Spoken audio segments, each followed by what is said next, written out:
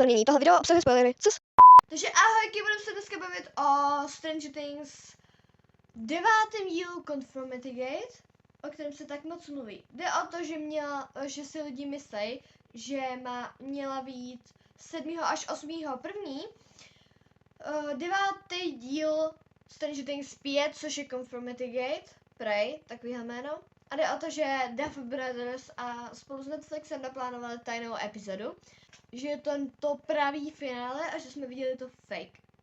Okay?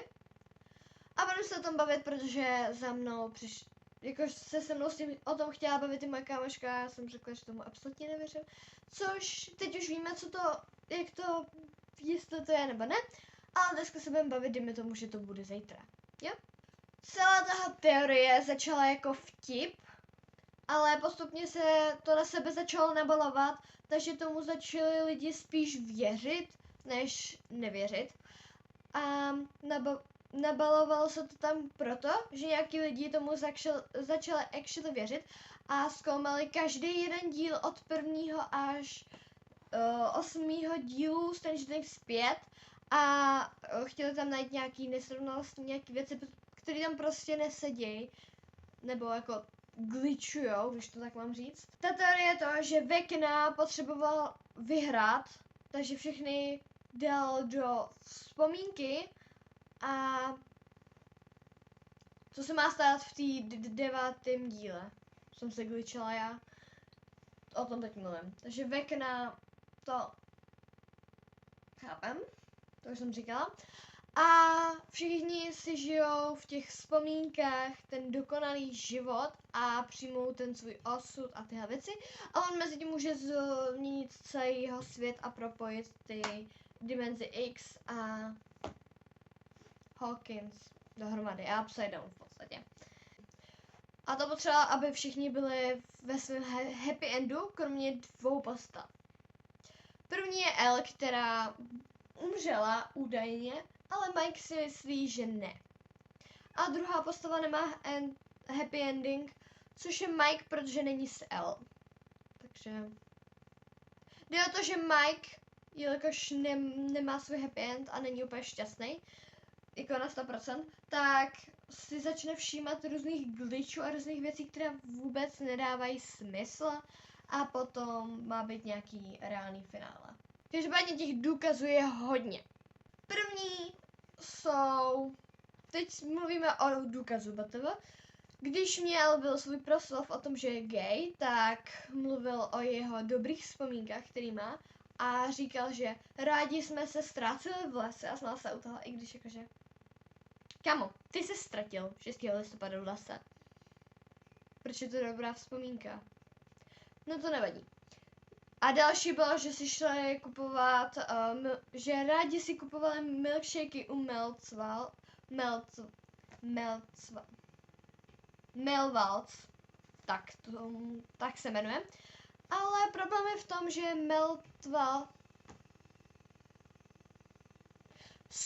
tam jezdí ETA vysavač, takže jestli to jde slyšet, tak sorry.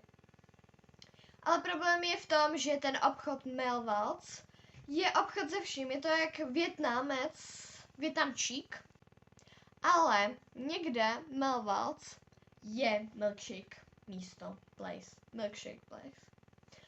To, když se podíváme zpátky do divadelní hry, o který jsme se už na tomhle kanále bavili, The First Shadow. V tom, když Henry někam šel, prostě si koupit milkshake, tak si šel koupit milkshake k Melvalds. Takže je to teorie, že prostě si to Vecna pamatuje špatně a že to tam dává jinak, chápeme se. Ale taky, co my víme, třeba se to změnilo, ten Melvalds se změnilo, když jim bylo třeba 9, 8, nevím kolik, jo? Ještě před dějem Stranger Things Season 1 first díl, první díl. Ještě dřív, co se stalo, tak to mohlo ještě třeba být a potom se to změnilo a potom začalo to, co my víme ze Stranger Things, přímo ze Stranger Things. Další jsou věci, které jsou v podstatě u nich, by to byl v podstatě glitch, když byla Max a Holly ve vzpomínkách, tak tam hledali různé věci, které v tom pokoji většinou nejsou, nesedí to tam, jako nevím, ta knihovna u Majka ve sklepě a tak. Tím myslím, jak třeba, když měl tu vizi, jak tak se točí někde, vidí tu zatočenou oblohu, tak se Holly točila a byla na tom kolotoči, který měl žlutý střed, ale v těch vzpomínkách mělo to šedý, což znamená, že tam to měli otevřít a měli do toho vlízt a chápeme. A takovýhle glitch vidíme i ve Stranger Things, kdy měly být údajně v normálním životě a ne ve vzpomínkách. Když smažili toho Demoše, tou věc, jak to dělají, chápeme? Tak ta šipka byla šedá, ale normálně byla červená. Samozřejmě tam nemůžeme projít, takže to je taková věc, ale je to prostě důvod glitch prostě v realitě, chápeme. Další je proslov, který měl Dustin na té maturitě v podstatě, kde byl prostě proslov a všichni tam seděli, jak stojí Henry. Prostě ty ruce tam měl takhle, chápem, ale seděli, místo stále, jo. Další věc, byla tam paní, která držela ten billboard, nebo jak se tomu říká, ale nic na něm nebylo napsaný, bylo to jen žlutý prostě. Další věc, že 12 dětí v tom publiku prej mělo stejný brýle, co měl pan Watson, neboli Henry, v těch vzpomínkách. Takový ty Harry Potter vibe. Chápeme? A taky, když tam šel Mike pozdě a šel za tou mamkou a objeli se, chápeme se, tak prý v pozadí byl vidět pan Watson. To jsem viděla na TikToku a v žádném videu to nikdo neříkal, ale já to tady řeknu. Nevím, jestli tady máte třeba obrazek, protože nevím, jestli jsem to našla potom, když to edituju, ale to je jedno. Takže tak, to je taková mini věcička, že jakože, co tam děláš, když tam nemáš bejt? Tak je asi jako sledoval, jestli někdo nic nepodezírá. Proč tohle? Co jsem dělala, to je random.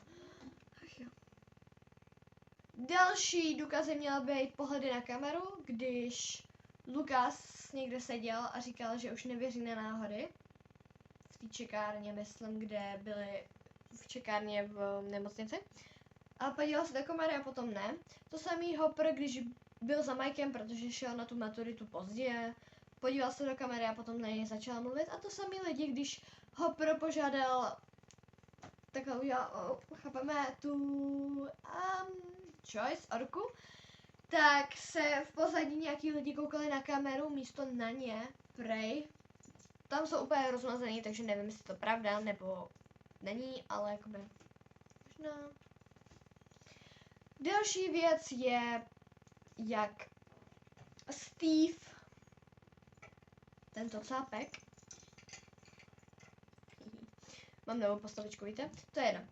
Je učitel baseballu, se to tak říkáš, jo? Se to tak jmenuje, jsem chtěla říct. Baseballu. A jsou tam dva glitchy. Nikdy jsme neviděli hrát baseball Steva. Jediný, co jsme ho ever viděli hrát, byl basket v první nebo v druhé sérii. A mohl by si to Vekna pamatovat tak, že měl tu pálku na ty Demoše a tak. A jelikož on přesně vidí, no tak si mohl to nějak splíst a udělal to blbě, že jo, zase. No a potom řekl Tomasi a byl tam průstřih na Dirka. Prej to mělo být tak, že špatně řekl jako jméno nebo něco takového, chápem se, což taky prý. Ale reálně buď mluvil na někoho jiného, nebo to se mohl přiřeknout, třeba si random spletl jméno. Jedna věc, která se stala v 5. sérii a ve 4. bylo to, že byly hry a knížky, které měly jméno Henry. Ve 4. to bylo Henry a v 5. to bylo pan Watson.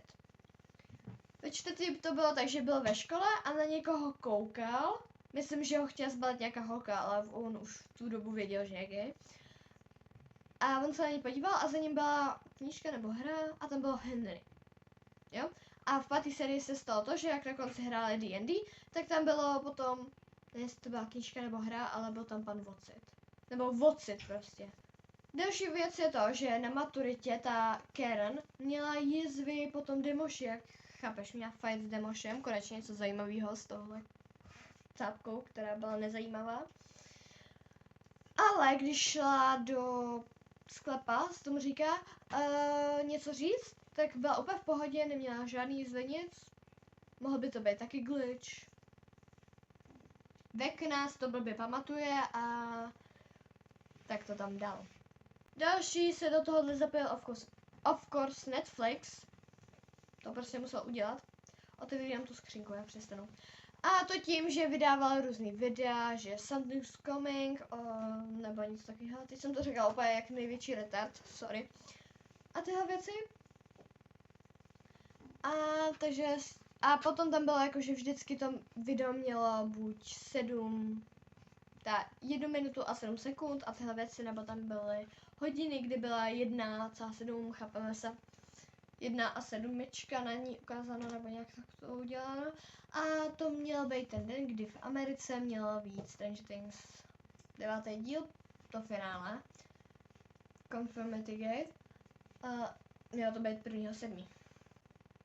7.1. V Americe to mají ale otočený, ty mají 1.7.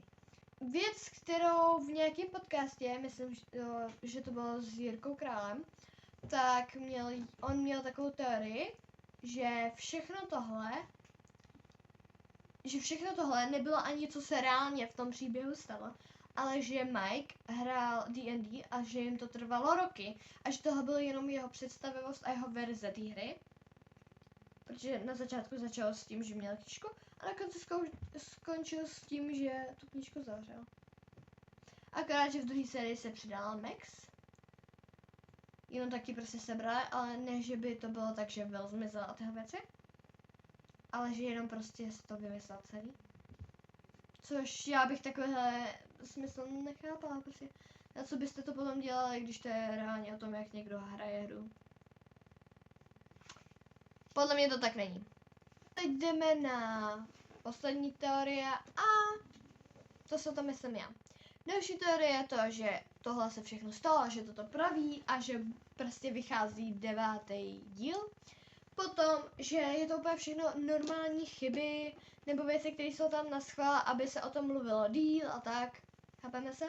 A že to je pravý finále. Další to, že El žije. A další to, že nežije. A tu s Mikem už jsem vám řekla. Tu konspirační teorii. Podle mě to je pravý finále a podle mě, co říká Mike, je pravda, protože neměla u nosu tu krev.